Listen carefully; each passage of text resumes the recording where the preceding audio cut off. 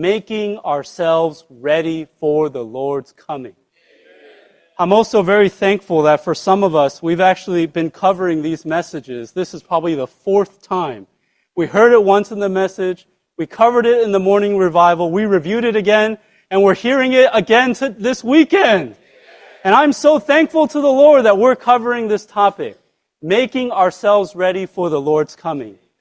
Because I don't know about you, but I feel I need to be reminded over and over and over again.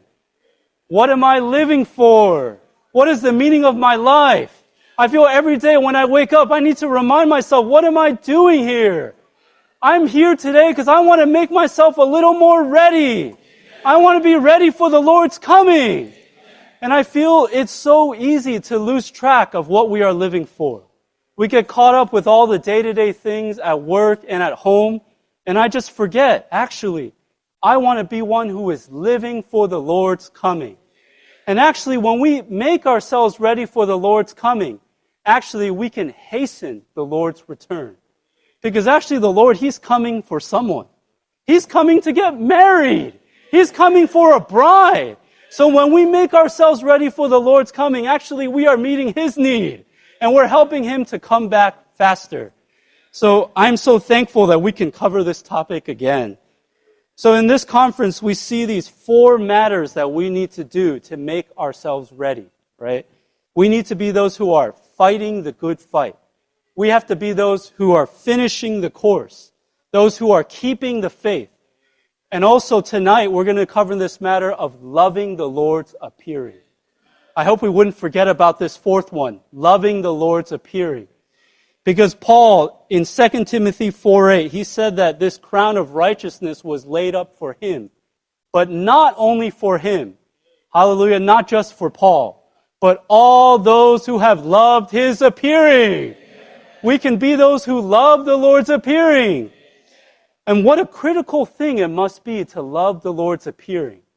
That Paul would say that this crown is for those who love the Lord's appearing. Actually, loving the Lord's appearing is proof of the extent of our loving the Lord. And actually, whether we love the Lord's appearing will determine whether we receive a reward or we receive a punishment. So this is a very serious matter, loving the Lord's appearing. And I've been considering this matter a lot because we talk about loving the Lord a lot. And I was considering, what is it really to love the Lord? What does it really mean to love the Lord? What does it mean to love the Lord? What does loving the Lord look like? Also, how do we love the Lord? And finally, what happens when you love the Lord? Loving the Lord's appearing by maintaining our love for Him according to the intrinsic significance of Song of Songs. I feel this book, the Song of Songs, is a wonderful picture of what does it mean to love the Lord. If you want to see, you read this book, the Song of Songs. So the subject of the Song of Songs, this is in Roman numeral 1, is that it's a poem. It's the history of love in an excellent marriage, revealing the progressive experience of an individual believer's loving fellowship with Christ for the preparation of His bride in 6 major stages. In this book, for those of you who haven't read it, there are 2 main characters. There's a lover and there's a beloved. But actually, this is a picture of an individual believer who is typified by this lover and Christ, who is typified by the beloved. And I found this subject, which I just read, this subject is amazing. In this subject, you will really understand this book of the Song of Songs. And some of these phrases I was so touched by. 1, a history of love. Saints, do you have a history of love with the Lord? Our love with the Lord should have a history from when we first heard the name Jesus Christ up till this very day. I just feel, Lord, I want more history with you. I want a history of love with the Lord. A history of love results in an excellent marriage. Second of all, we need to have a progressive experience. Saints, our love with the Lord, it should not be the same as when we first believed into the Lord.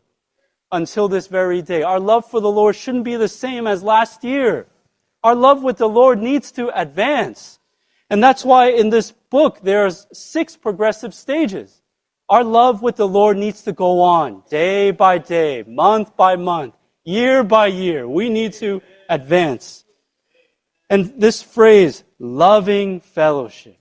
Oh, what does love look like? Love should be a loving fellowship. And this word fellowship is so precious. Fellowship means joint participation, mutual enjoyment. This means that we enjoy the Lord and the Lord enjoys us. We speak to the Lord and the Lord speaks to us.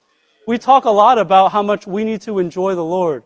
But you know, the Lord wants to enjoy us. The Lord wants to speak to us. This is the kind of loving fellowship that the Lord desires. And finally, this phrase, all these things, a history of love, a progressive experience, and a loving fellowship, this is for the preparation of His bride. It's kind of amazing that just by being in this loving fellowship, you become a different person. You don't even need to try to become a different person, but just by loving the Lord, you become a beautiful bride. And then the Lord can come back and end this age.